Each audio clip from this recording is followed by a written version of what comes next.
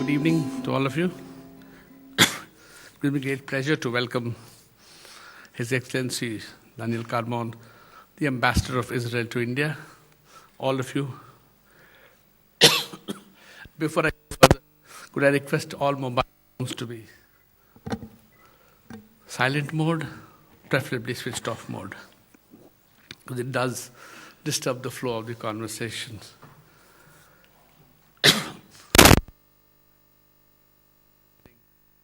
Israel, the first visit at this level, Prime Ministers from India.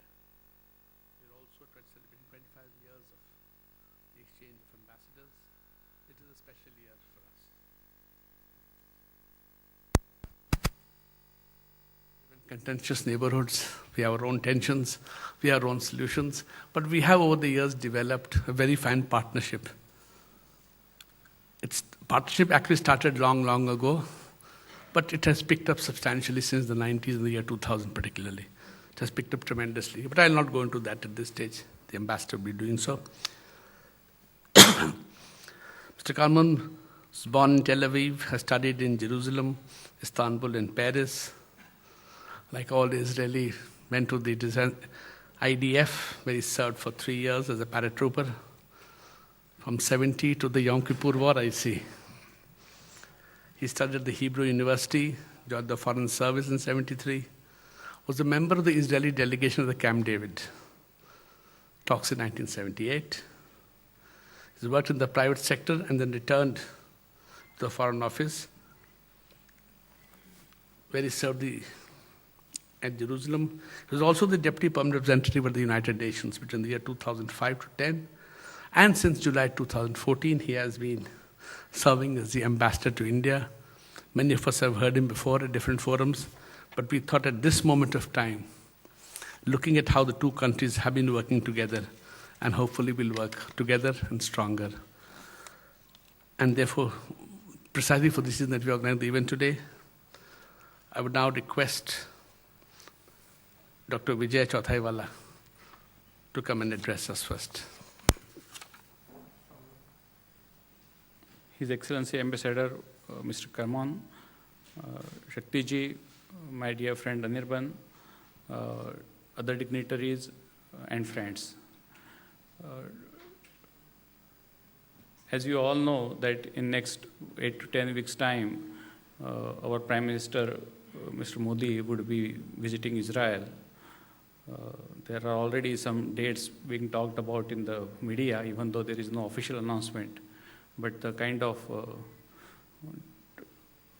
I would not call it as a hype, but kind of momentum that is being picked up, I'm pretty sure it's going to happen very soon. So we thought that we should start talking about what has happened in the last 25 years and how this relationship is likely to be built in the future. And there cannot be a better person than the ambassador himself, because he has been a part of this momentum being built since he has been here in July 2014, which has coincided with the change of regime in India, and I won't call it as a coincidence. It is more a design from and efforts from both the sides that I know few people don't like this term, but Israel-India relationship is coming out of shell, and we are being talked very openly and proudly. As a part of the political movement I am coming from, BJP, we were never shy of our relationship with Israel. In fact, our previous Prime Minister, Mr. Vajpayee, during his regime, that Israeli Prime Minister visited India, and then that reciprocal visit, it took 10 years, more than 10 years to happen. And again, that was not an accident, but that was a design, which is a little bit sad from our side. So we are trying to correct some of the errors, but the friendship is going beyond that. And you will feel it more if you go to Israel. And I was fortunate enough to visit that country in last 2 months twice, and I could see the kind of enthusiasm there it is being built up, not only in the official channels but also in the businesses, and also a great diaspora. When we talk about our relationship, mostly we talk about the defense cooperation, cyber security, and anyway these deals are generally remained little bit above the, out of the radar. And when it comes to Israel, it's still, there is another layer of cover to shield it from the public domain. But India-Israel relationship, I think, is much beyond this defense cooperation and cybersecurity. We have a great relationship in the terms of water conservation. We are learning a lot from them in terms of agriculture. Israel also is now proudly considering it, claiming itself as a startup nation, and how the Israel startup innovation community is growing rapidly, and there is a lot of scope for the cooperation between these two. And last but not least is the diaspora.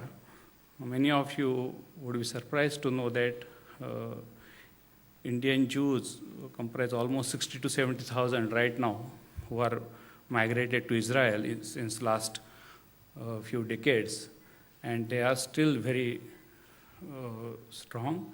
They still have deep affection for India. In my last trip, I had a discussion with some of them, and then, as usual, normal practice, I started talking in English, and another fellow has started talking in English. So one of the prominent Jew members stood up and he said, "Why are you talking in English? We all understand Hindi."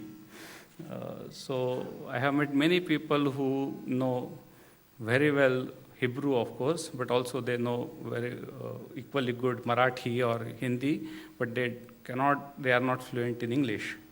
And that is something very surprising, a pleasant surprise to us. There is a Marathi magazine that is printed in Israel named My Boli, and they are going to have a convention very soon.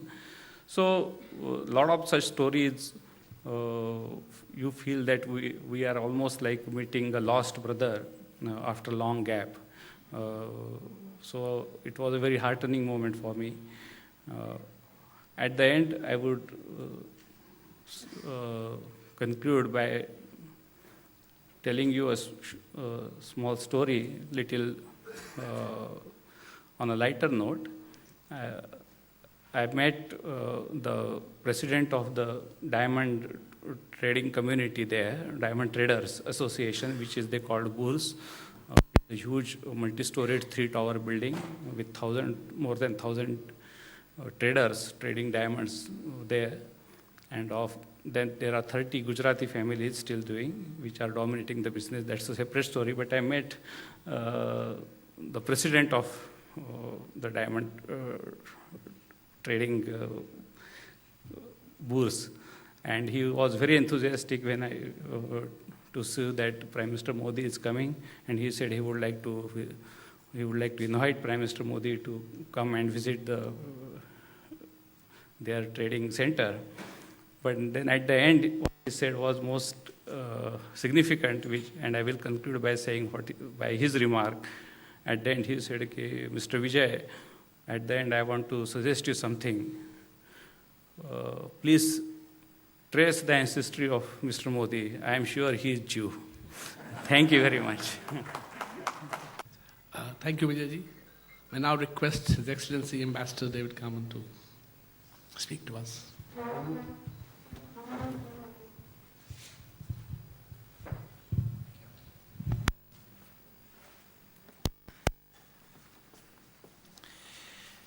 Thank you very much. Good afternoon, good evening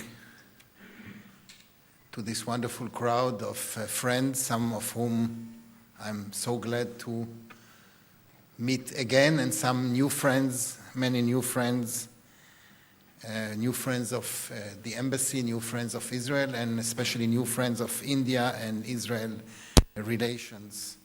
I want to say that every time I come into this building and all what this building signifies and symbolizes historically, what it symbolizes to Israel, to India, the fact that it is very near Tin Murti, and Tin Murti also has a lot to do with Haifa, with history, with our joint history. Every time I come here, I really feel the pounding of history, and I really want to thank the Syama Prasad Mukherjee Research Foundation and the center and the museum, and the Nehru Memorial Museum and Library for hosting this, for initiating this. I was debating with myself if I should come with a speech, a orderly speech and read out, and I decided that this is not the case. This is not what I would like to do. I really want to have and I hope it's okay, an interaction with you. I would like to share with you in the most frank way how I, as a diplomat, proudly representing my country, how do I see this very unique and important facet of international relations, important, I guess, to both countries. Very important for my country, I can say it out loud. Important because of various angles and considerations. Important not only to governments, but important to all the puzzle which forms the fabric of societies of our respective countries.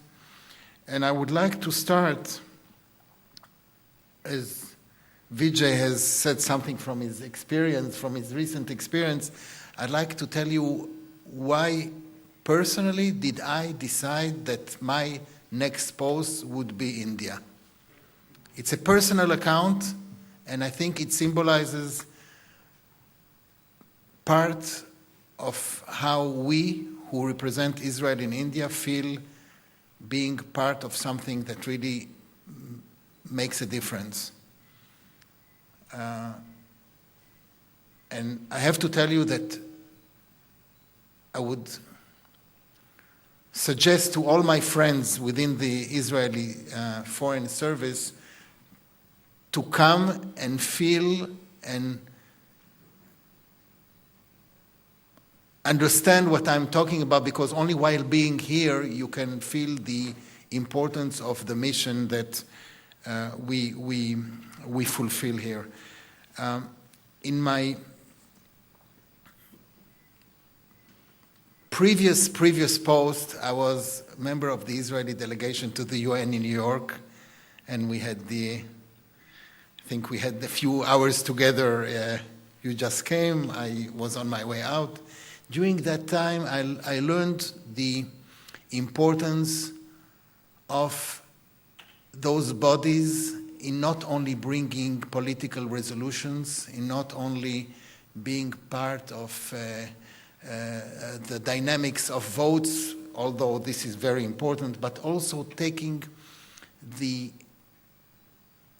discipline, taking the cluster of what is called development, on the one hand, in the world, which is the international fora like UN world, but also in the bilateral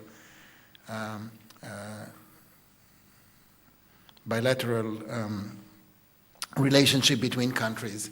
And knowing that, and with this knowledge, I did come back to Israel after New York, and I decided that my next post would be international development cooperation, where we could share together with our friends the knowledge and the capacity and the technology that Israel has in some areas that are very far away from international politics, but they are part of international relations and international politics and diplomacy, and they are a new kind of diplomacy, if I'd like to put it in a blunt way. And then I was the head of our international development cooperation called Mashav, where for the last 60 years, 10 years after independence, in the last 60 years, we have been sharing with the world what we know, what we have been doing as a development laboratory back home in Israel. And I came to visit India. I came to visit my predecessor, Alon Ushpiz. I'm sure you know him. He great ambassador who served here before me. And I came to the inauguration of a Center of Excellence in Haryana. I saw the center, I saw the farmers, I saw the chief minister, I saw the politicians, I saw the laymen, thousands of people who came to the inauguration. It's a ceremony, but it's a ceremony with a continuation, which means that you don't only inaugurate a center, you also start working on fruits and vegetables, not on documents and votes and papers, which are important by themselves. And then I saw the impact of the activity of India and Israel together working on a center of excellence in agriculture, bearing fruits, benefiting the farmers, the families, maybe bringing more income to the families because you bring new technology and new irrigation systems and new covered technology, covered agriculture, etc., etc. And then the next thing that I asked, and it wasn't a very polite question, I asked my predecessor, when is your term up? And he said, in 1 year. Why? I said, because I'm going to replace you. Seeing the impact of this project. And I did. So I succeeded in this, and I have to tell you, and the issue is not my success or not, the issue is the content of what we are doing together, which goes as a very fine line in a very important and basic element of the relations between India and Israel, and I'll come to that in a minute. But I'd like to start with a little, or I'd like to continue with a little quiz, and I would like to tell you about a certain country that I think you know very well, a country with ancient people creating a modern democracy, a country established in the 40s, ending British rule, a country which has its problems on its borders, some unfriendly countries on its borders, a country faced with water and agricultural challenges, a country which is a mosaic of people, religious and cultures, including, you mentioned, diaspora, has its diasporas,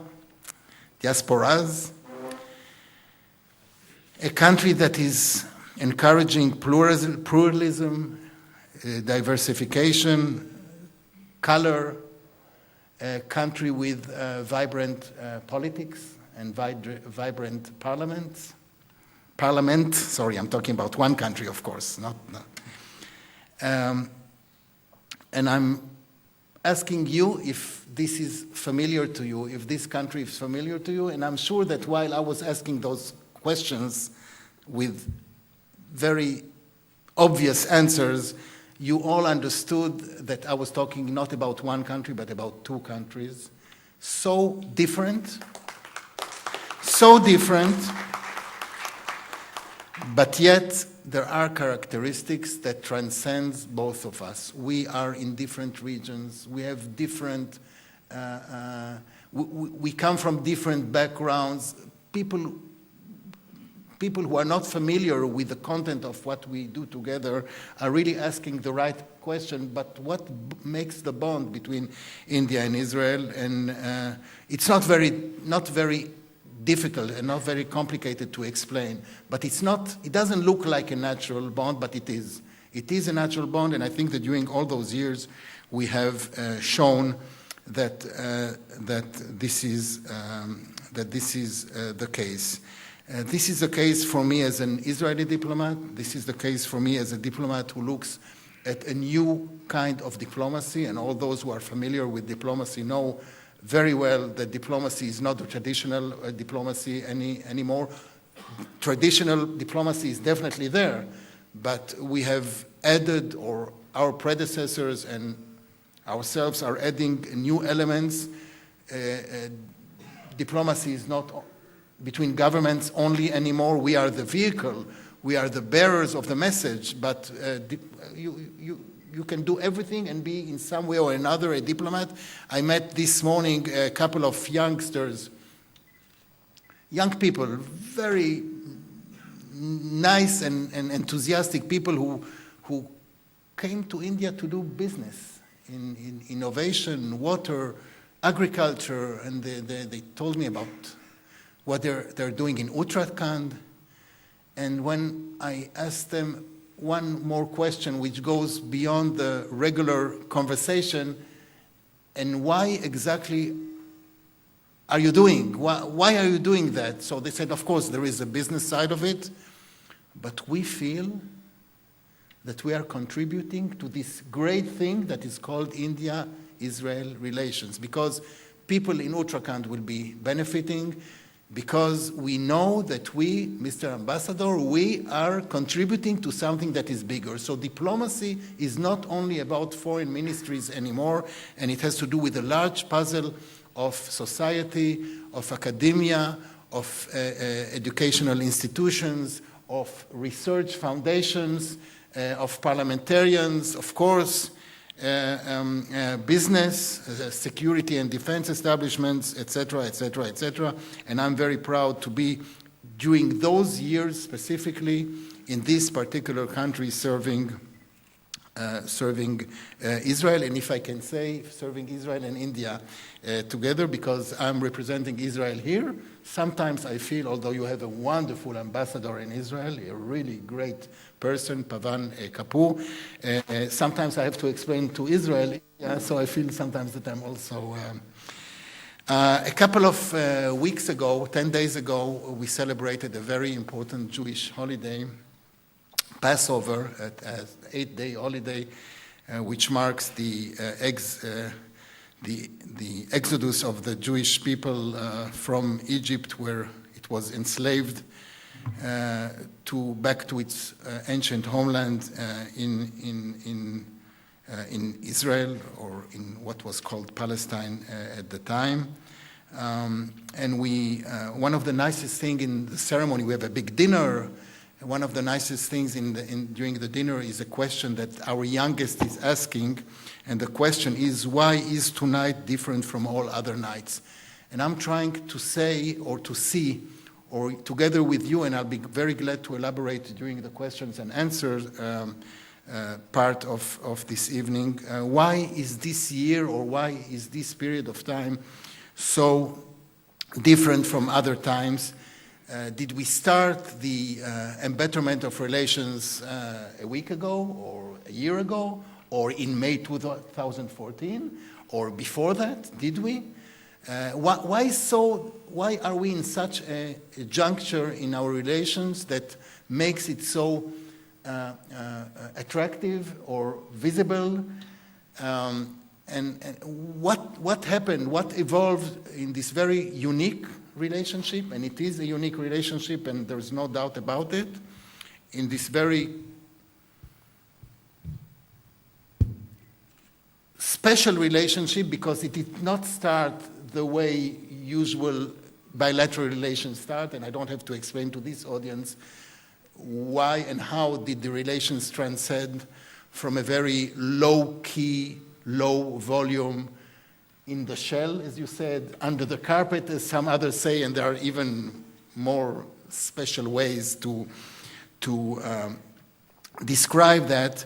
What happened, and why are we definitely during those years in a very, very special period? And I think that one of the most important elements, and I've said it more than once, and there's no reason on the contrary not to flag it again, the relations that have evolved during all those years, because of the fact that we're not visible, had some impediments and limitations. You could not talk openly about some of the elements of the relationship, and I'm not talking about defense. I mean, I am talking about defense because the fact that we had so many things in defense gave us the luxury to do things almost undercover, because that's the nature of defense relationship. And it was okay, it wasn't ideal, it was fine, it was, if I may say, we had a price tag that we had to pay during all those years, because for political reasons it was low-key, low volume. The defense relationship was going on very well and low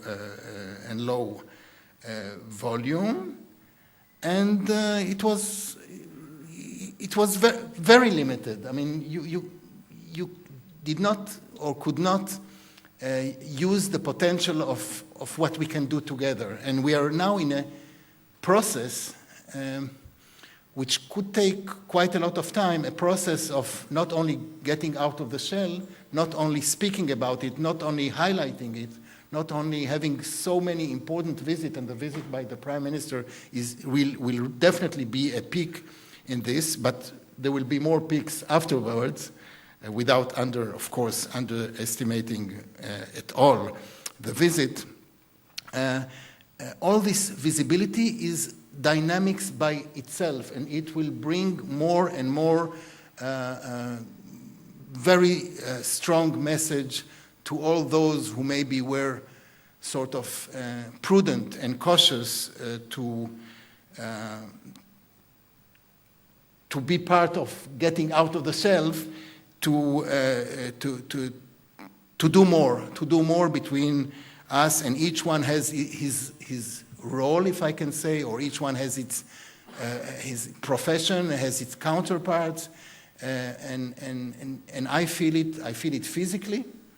I feel it by the number of people who go to Israel. I feel it by the interest that the Indian society and the various facets of India, and I feel it because I hear the Israeli side of it.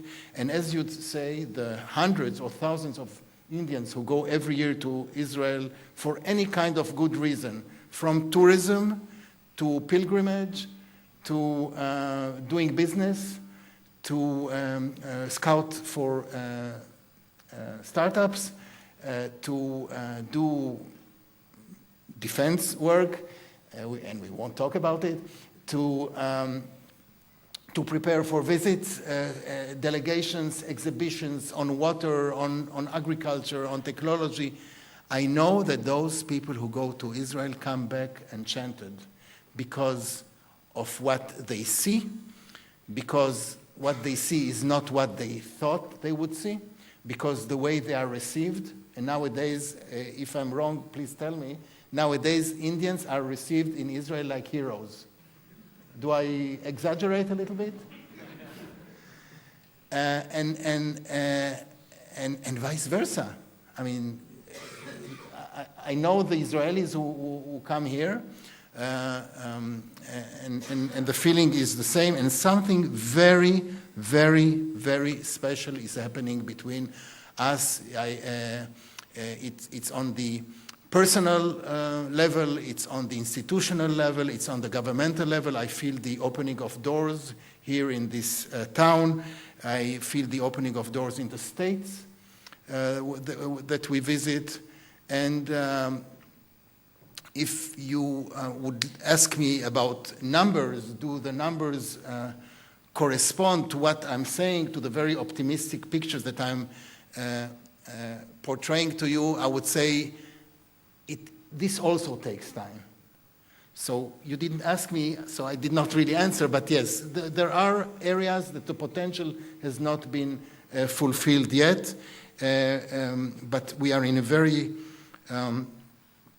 important and dynamic and positive trend of strengthening what we are doing, what we have been doing together.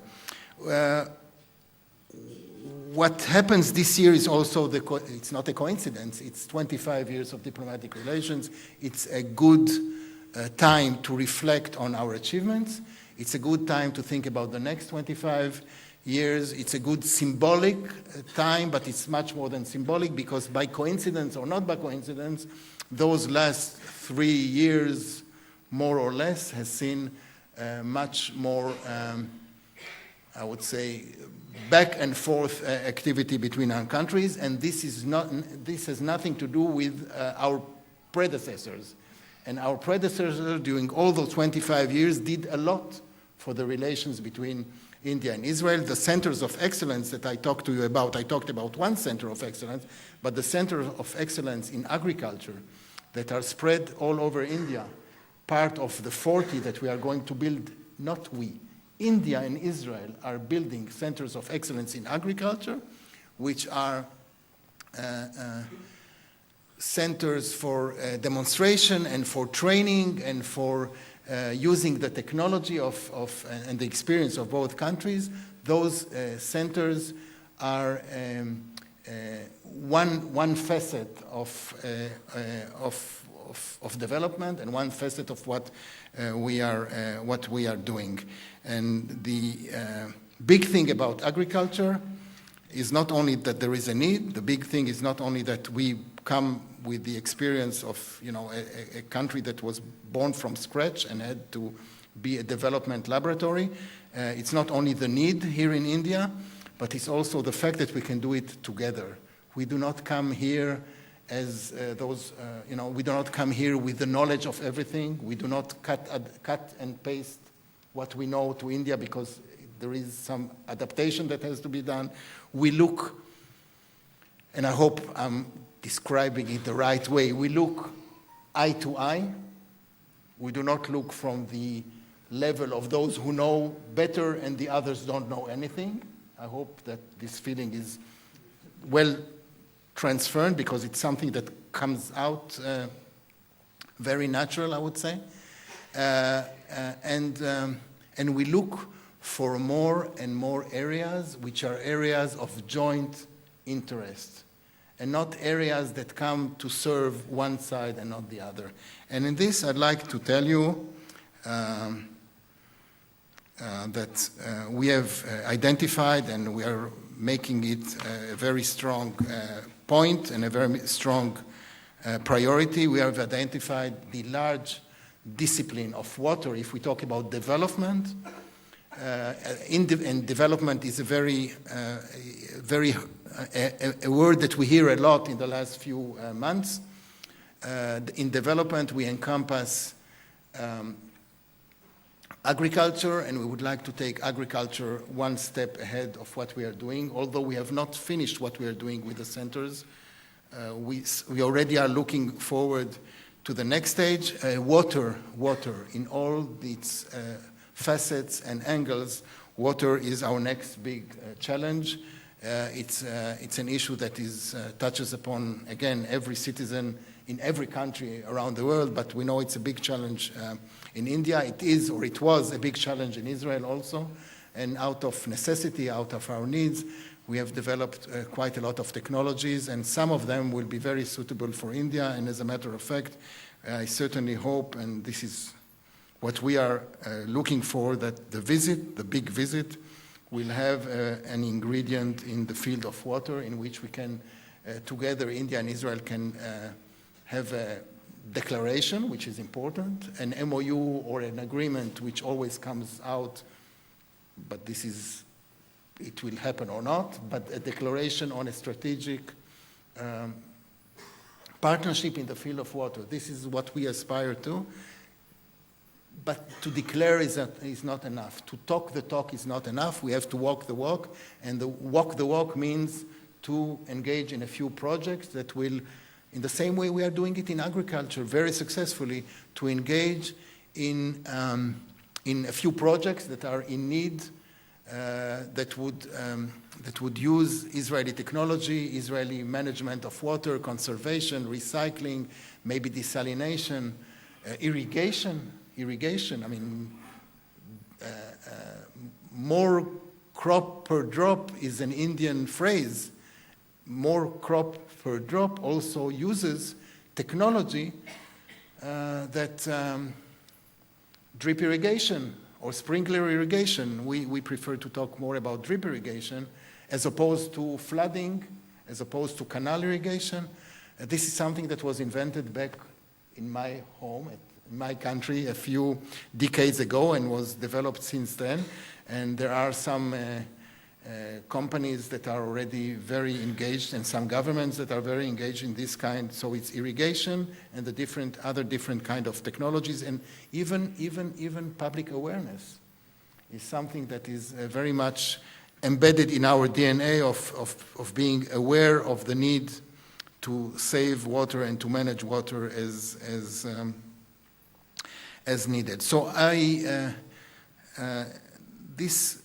when looking at our relations and looking at the table of what Israel and India signify together in their relationship, there is a very important ingredient in development, which has a governmental component, but goes back to each and every citizen in both countries. So I would say agriculture, water, and dairy farming. In dairy farming, we are lucky enough to have one of the best technologies in the world, and both in management and productivity. Another very important asset is innovation. Startup India, Digital India would blend and mix very well, or could blend and should blend and mix very well with the startup nation, Israel. And this is something that we are looking for in various ways, either research and development together, or even having projects together, and this is definitely in the making. And the not last, but if we take it as big clusters, a very important facet of where are we going in our next stage, in our next 25 years, is something very surprising. Not dramatic, but surprising. And this is something that, again, touches each and every one of us, which is how do we take ourselves and know each other better than we know each other now? Because this has been lacking for many years. I would like to be in a position to bring more scholars to speak about Judaism and about the Jewish people and about the history of the Jewish people, and to have more scholars in Israel to speak about India, modern India, the history of India, what is the nation building of India, it's something that is lacking. We need more tourists. We need more students studying within each other country. We need the role of the diaspora that you have mentioned. What is the role of the diaspora? How do the Jews who, by the way, it's not by the way, a very important element, the Jews in India never suffered from any persecution and no racism, and they were always welcome. This is very unique. How did the Jews who decided How did the Jews who decided for their own reasons to go back to their homeland in Israel, how do they serve as a bridge? This is something that maybe was not neglected, but not known enough to the people both in Israel and in India. A few months ago, we had an exhibition in the Indira Gandhi National Center for the Arts about the Jews in India. What was the contribution of the Jews in India? We can have various angles of looking at things and having what we call, in a very general term, a people-to-people connect that would bring depth to the relations. And this is a very, very important element. The relations should be sustainable, as they say, should be irreversible, should not be part of regular politics. Politics is part of it, of course, and we will continue to have our political, diplomatic conversation with India, but there is so much more to it, and this is what I feel that we are doing, both governments, both parliaments, both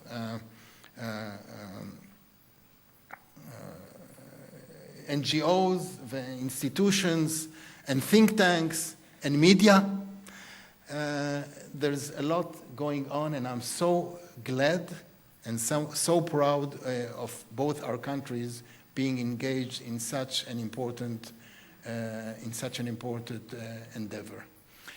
I have a lot that I would want to continue sharing with you. I didn't look at the watch, but I guess I overwent what was planned. And even if I didn't, I'd like to leave more space to questions and answers. And maybe in my answers, I will address things that I wanted to take you with from different, as part of my address, if you would like. So I'll be glad to answer. Thank you. Our partner, the director of the Shah Prasad Mukherjee Research Foundation, Dr. Anirban Ganguly, to complete the proceedings.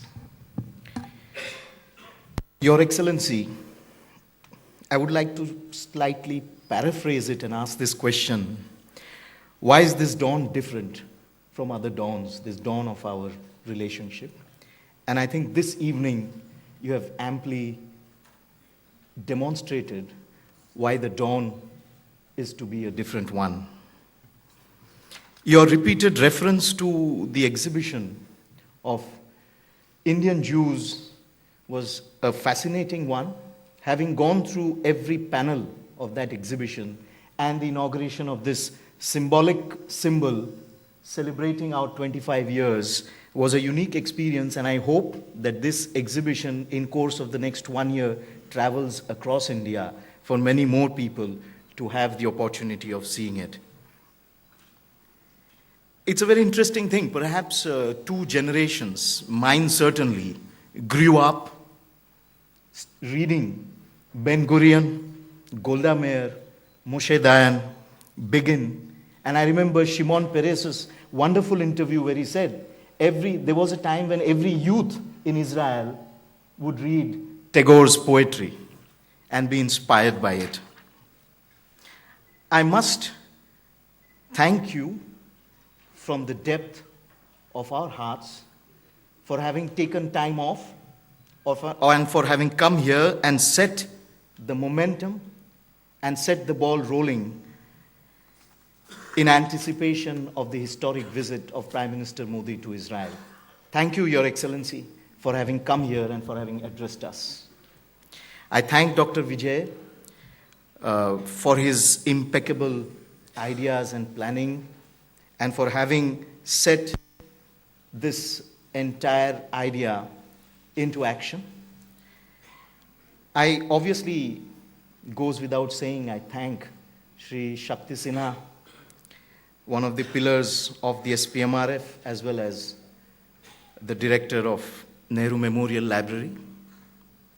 And last but not the least, all of you today who have gathered here to display, to demonstrate your solidarity with this enduring partnership that is India and Israel's. And I think I must end with the message that Prime Minister Benjamin Netanyahu tweeted to Prime Minister Modi, and that was, the people of Israel eagerly await your historic visit. Thank you so much.